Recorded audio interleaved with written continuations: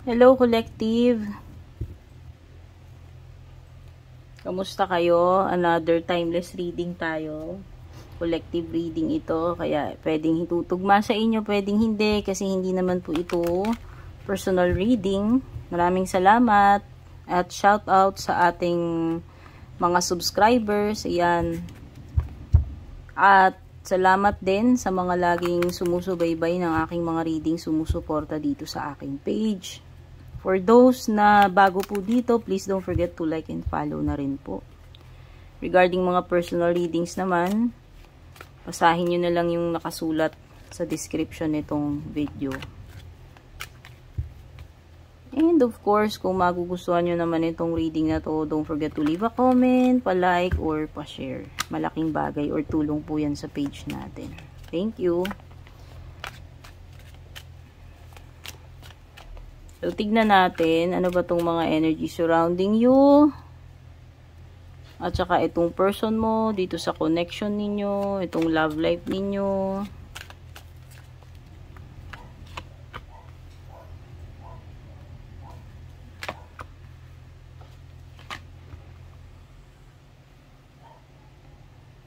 Okay, so may sumulpot dito na Leo energy at saka Scorpio energy. Okay.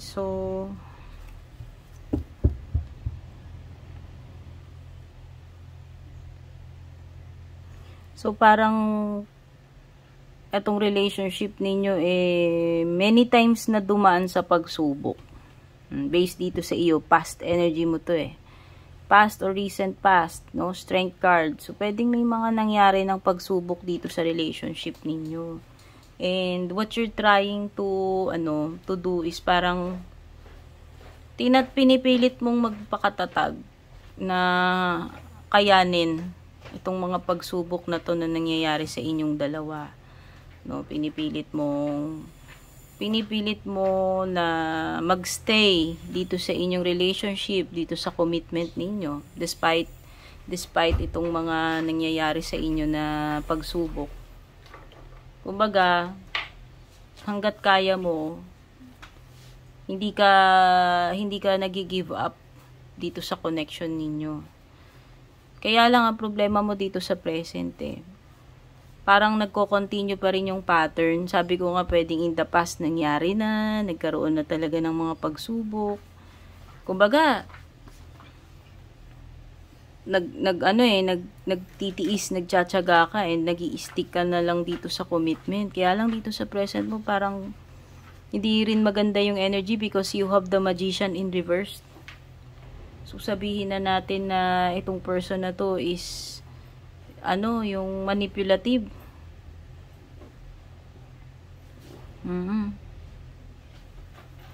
May pagka-narcissist, by the way. May binabanggit dito about pagiging narcissist na itong person na to. So, siguro pwedeng talagang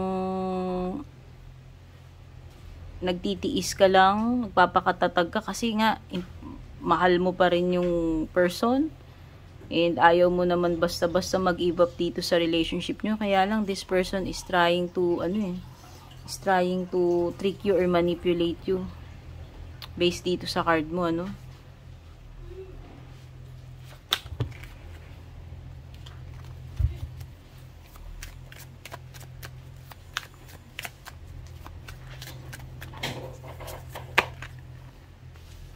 Oo, dito sa mo, you are really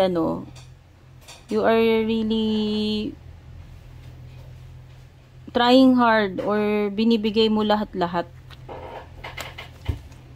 para dito sa relationship ninyo. Ikaw, kumbaga parang in this connection, parang ikaw talaga yung nagwo-work hard dito.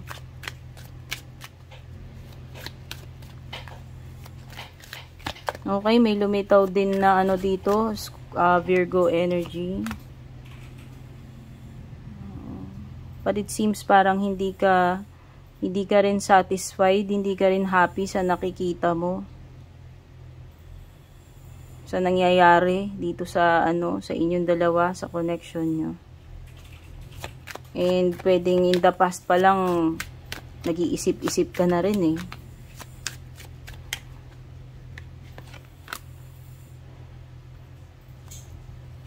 Okay, may lumitaw din na Aries energy. Oo, dito sa present mo lalo na. Kasi parang sa past pa lang, ano eh, nagta-try hard ka na, nagtitiis ka na lang. Dito sa present mo, definitely hindi na masaya kasi meron kang sun in reverse.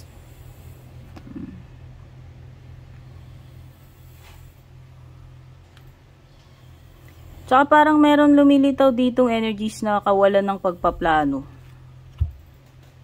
Ano ba? Ano ba talaga ang plan netong person mo? Baka wala kang nakikita sa kanya na ano, na mga plano or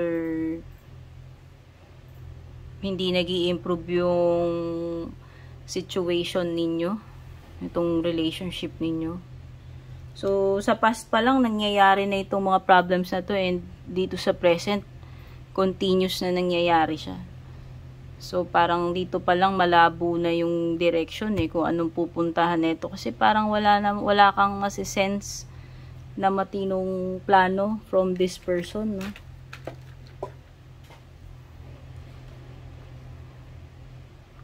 Oo. Tapos ano, ewan ko, hindi ko alam, lagi ka niyang nadidisappoint, lagi kang nale-let down nitong person na to.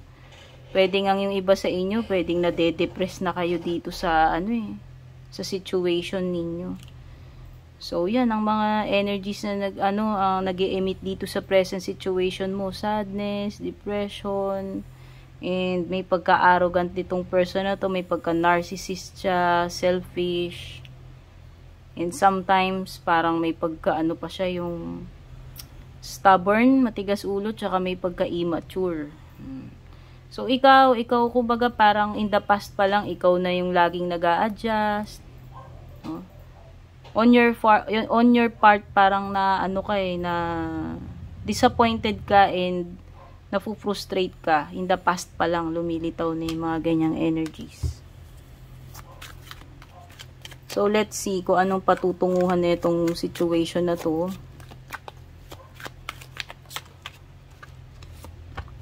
So, ang nakikita ko dito is a situation na hindi magbabago with the death card in reverse. Kasi kung ganito yan, kung nakatayo siya sana, at least, diba, may expect mo na may magbabago. But in this case, dito sa iyong, card is baliktad.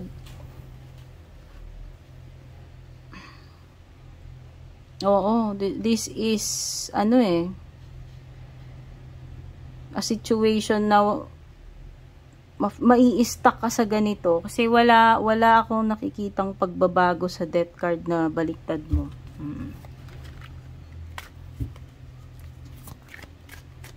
Yung bagay, itong situation na to mahirap. Someone here is resisting itong pagbabago based dito sa iyong death card, no? It could be itong person mo. Pwedeng siya yung hindi mo na mababago or mahirap baguhin dito. Kasi nga, this person refuses to change.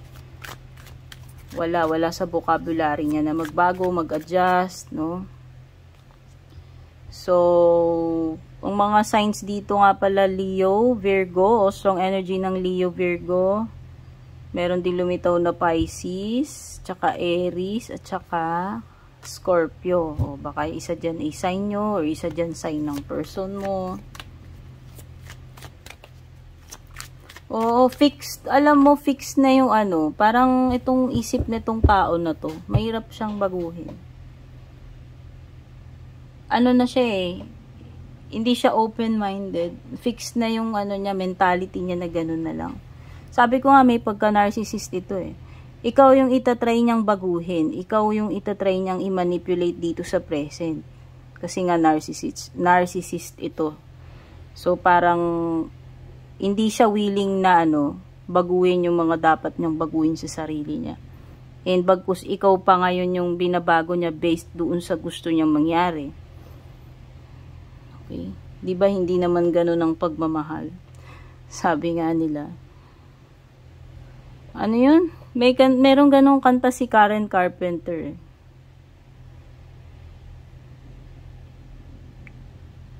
yung may chorus na ano, you've got to love me for what I am. Nakalimutan ko na yung title dun eh.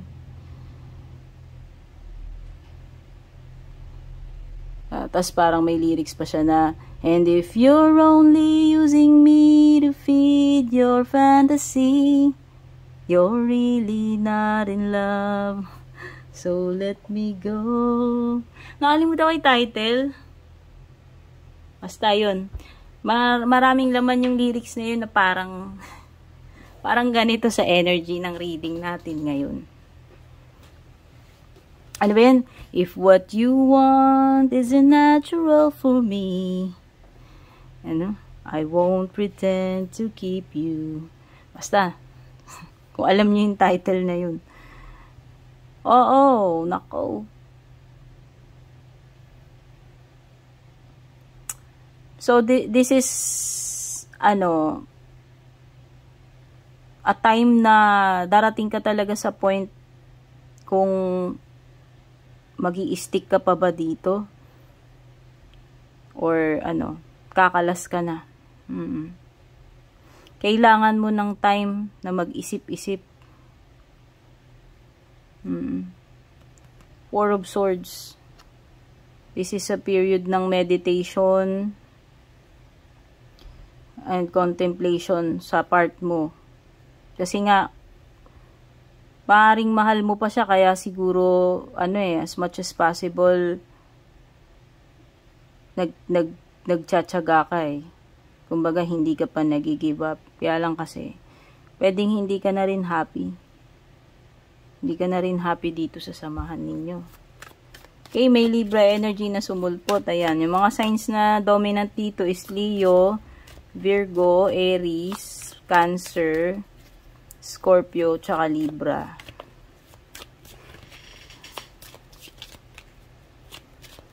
Parang ang nakikita ko dito, either ikaw magde-demand ka muna ng break from this relationship while pag-iisipan mo ano ba yung next na dapat mong gawin. Whether magpapatuloy ka pa ba dito or i-give up mo na itong relationship ninyo. Siguro yan. Kailangan mo ng ano, kailangan nyo muna ng space from each other. Hindi ko lang alam kung ikaw yung magdedemand niya. Kasi parang napapagod ka na rin eh. And then, pwedeng hindi mo na rin alam kung hanggang kailan ka makakapag-hold on. Kasi meron ka dyang strength card. Kasi, ano eh, parang you are, hanggat sa abot ng makakaya mo, parang you are trying to hold on to this relationship. Kasi nga, mahalaga pa rin sa'yo or pwedeng mahal mo pa rin yung tao. Kaya lang hindi na rin para sa'yo, feeling mo hindi na rin healthy or hindi ka na rin talaga natutuwa sa nangyayari dito. Pwedeng napapagod ka na nga actually. Nagkakaroon ka na nga ng ano eh, yan, nai-stress ka na, nagkakaroon ka na rin ng depression, sadness. So, ayan, guys. Ito yung mga na-pick up kong energies dito sa inyong collective love reading. Sana makatulong sa inyo kung nakarelate kayo. Don't forget to like and share, pa-leave ng comment. Take care and see you sa next reading natin. Pabush!